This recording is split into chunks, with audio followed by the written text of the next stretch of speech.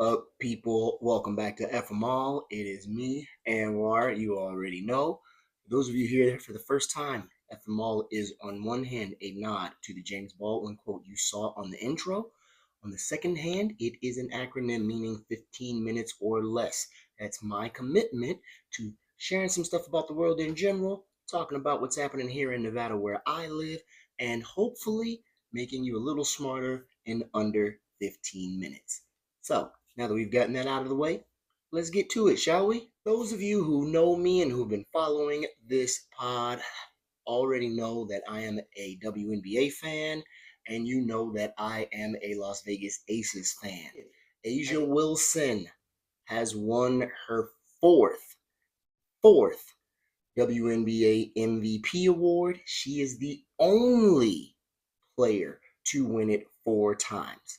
So I have been lucky enough to watch her in action all season, and there is nobody who deserves it more than her. That's not even me being biased. Look, I said at the very beginning of the season, go back a few episodes, Nafisa Collier is an outstanding player. She really is. But she, good, bad, indifferent, at this point in her career, she is not A'ja Wilson. And she missed a good chunk of the season with an injury. At the same time, A'ja Wilson also missed quite a few games with injury. That stated, Nafisa Collier, outstanding player. She's going to win an MVP at some point, but right now it is A'ja Wilson's league. That's just what it is, y'all. So stay mad, I guess. Aces in 5, bitch.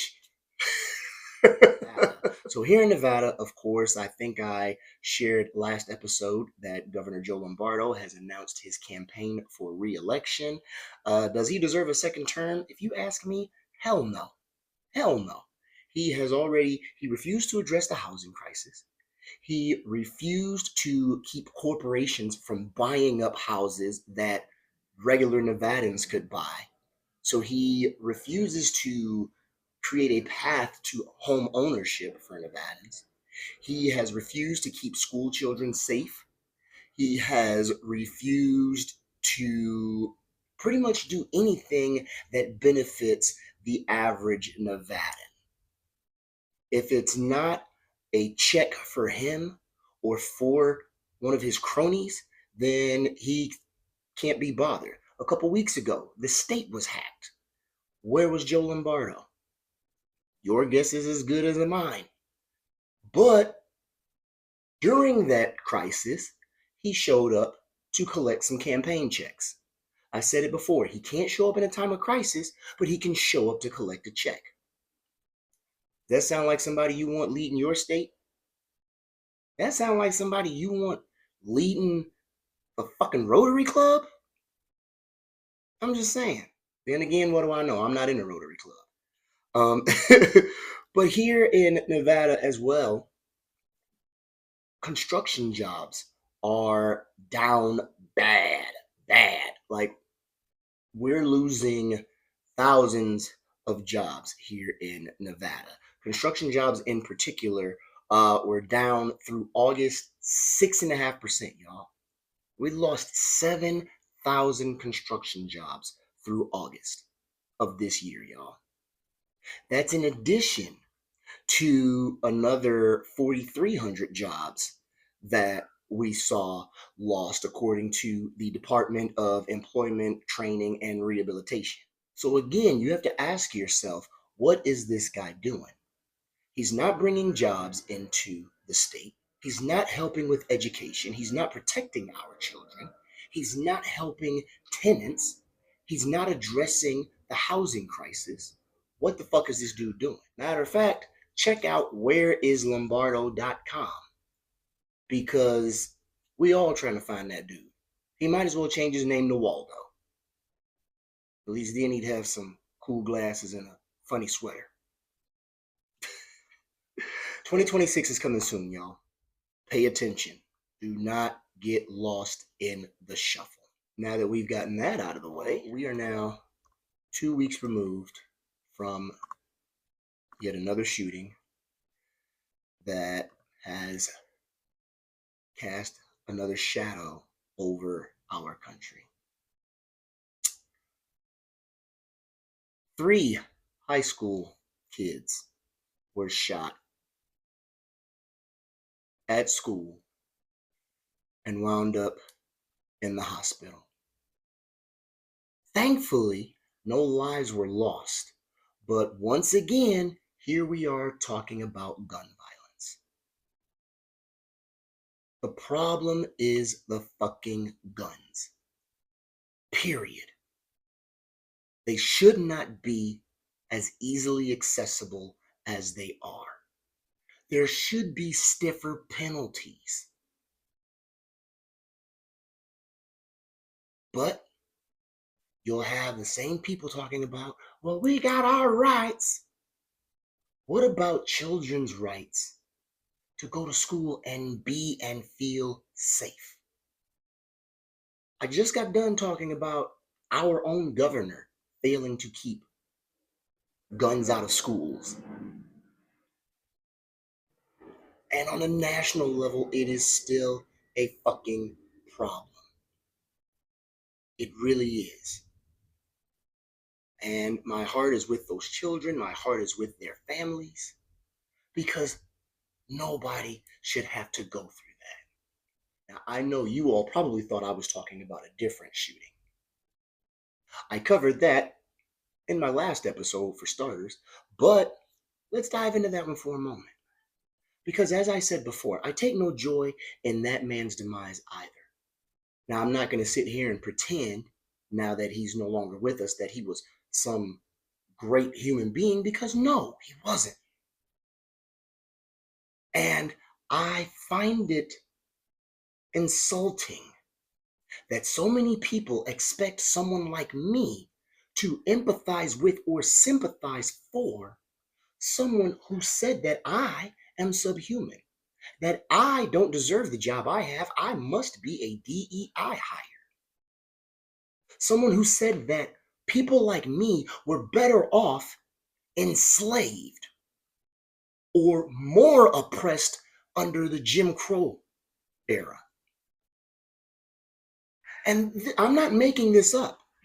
You can look and see and hear for yourself all this stuff. And a lot of you people are saying shit like, you people, but a lot of you are saying shit like, well, he just had an opinion. He just had an opinion. Fuck you. And the reason I say that is this. If it's okay for him to just have had an opinion, especially one as dangerous for people like me, why are you so offended at the opinions that people are sharing about his demise? Because you're fucking hypocrites. You're fucking hypocrites. You claim to be Christians and ain't shit Christ-like about the stuff this person used to say. And the reality is, a lot of you agree because you're shitty people too.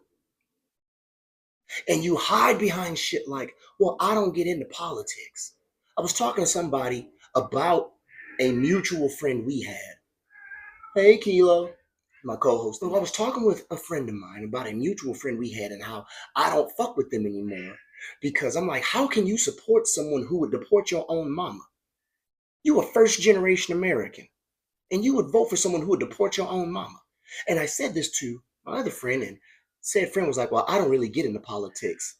But then this same friend turned around and posted some anti-vax bullshit with a Trump speech. And I'm like, are you fucking for real? And the reality is, a lot of you motherfuckers are extremely anti-black. A lot of you hate the color in your own skin. And you'll say shit like, well, I don't get into politics because you're fucking cowards. You'll say, I don't deal with that. But then you'll broadcast some goofy ass MAGA speech. And it's not that you're ignorant. It's that you're stupid and cowardly. And that's the truth. For a lot of you, when it comes to someone like me, unless I'm making you laugh, dance, or come, I don't have very much value. And that's the truth. There are women in my inbox now who would love To fuck me all night. Okay, not all night. Who are we kidding? Like maybe for 35 minutes. But who would love to fuck me for 35 minutes? But at the same time would vote for a guy who would put me on a plantation. What the fuck? Gun violence is a problem in this country, y'all. White supremacy is also a huge problem in this country. And so many of you tell people like me, oh, it's all in your head. Oh, stop making it about race. As you watch